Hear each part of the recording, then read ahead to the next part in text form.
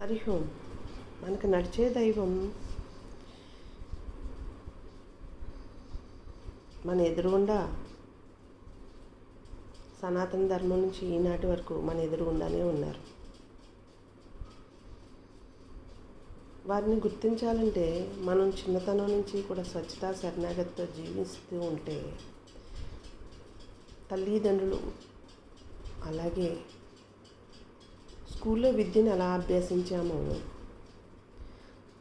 ప్రతి క్లాసులో రాణిస్తూ తరువాతి క్లాసులో ఎలా అయితే ప్రావీణ్యులు అయ్యామో అలా మనం ఎంతవరకు చదవాలో అంతవరకు ఉత్తీర్ణత పొందుతూ ఉన్నామో అలాగే సంసారం అనే నామని వెదుతూ మనసుకి శరీరానికి కష్టం తగినప్పుడు గురువుని చేరాం.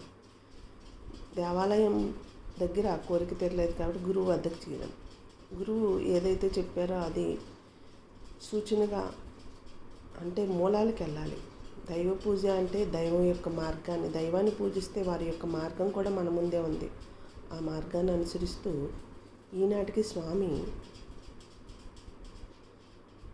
హిమాలయ మహాత్ముల సూచనతో ఎన్నో కష్టాలు, ఎన్నో బాధలు, శారీరక బాధలు, మానసిక ఆందోళనకు గురైనా సరే మనసుకు తీసుకోకుండా మన ముందు ఉండి నడిచే దైవంలాగా వారు ఎలా అయితే బయటపడ్డారో అవన్నీ మనకు సాధనలు సూచన రూపంలో అందిస్తూ వచ్చారు ప్రతి ఒక్కరికి. అవి మనం పాటిస్తే ఆనంద ఆరోగ్యాలతోటే ఉంటాం. కానీ కొంత పెడచెవిని పెడుతూ ఉంటాం.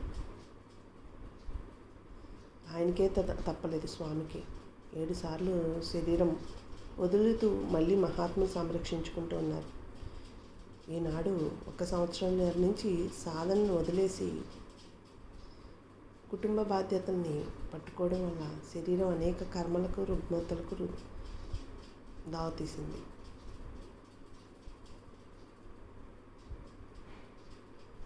ఈనాడు సత్యాన్ని చెప్పిన స్ట్రెస్ కిందే ఉంది. సత్యాన్వేషణ చేసిన వేరే లోకంలో బతుకుతుంది, అన్నీ వదిలేసి అన్నట్టుగా ఉంది ప్రతి ఒక్కరూ కూడా. ఈనాడే కాదు, సనాతన ధర్మం నుంచి కూడా అలాగే చూసేవారు.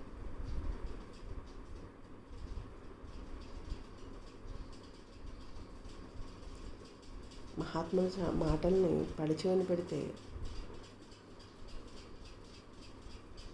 దాని యొక్క కర్మఫలితం శరీరం అనుభవించాల్సిందే, మానసిక శోభకు గురవ్వాల్సిందే.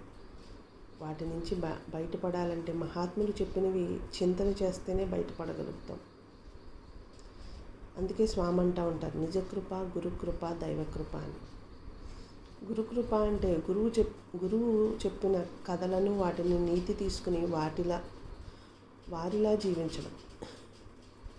ఆ కథల్లో ఉన్న నీతిని తీసుకుని ఆ నీతిని మనంగా జీవించడం.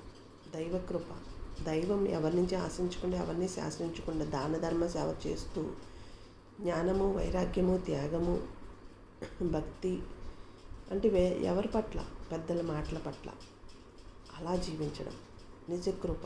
మరి ఈనాడు మనం నిజకృప అంటే ఏంటి? మనకంటూ సొంత ఆలోచనలు, సొంత తెలివితేటలు ఉపయోగించుకోకుండా చుట్టూ ఉన్నవారిని చెప్పింది చేసుకుంటూ పోతే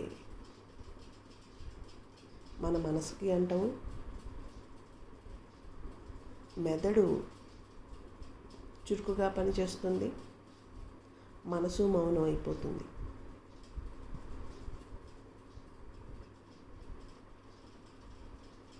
ఎంతటి వారికైనా శరీర కర్మలు తప్పవు. ఆ శరీర కర్మలో పడినప్పుడు కూడా మానసిక శోభకు గురవుకోకుండా మహాత్ములు చెప్పిన జీవన విధానమే మననం చేస్తూ ఒక రమణ భగవాన్ లాగా, రామకృష్ణ పరమహంసలాగా జీవించవచ్చు. వారందరి గురించి ఎంతో వివరణగా స్వామి రచించారు. అంతటి యోగాన్ని అందించారంటే స్వామి యోగ్యత ఎంత గొప్పదో ఆలోచించి చూడండి. మనకి భగవంతుడు ఎక్కడో లేడు, మన ముందరే ఉన్నాడు. పంచభూతాల రూపంలో, ప్రకృతి రూపంలో, ఇంతటి మహాత్ముల రూపంలో. వీరి సూచనలు పాటిస్తేనే వారంటే ఏంటో తెలుస్తుంది.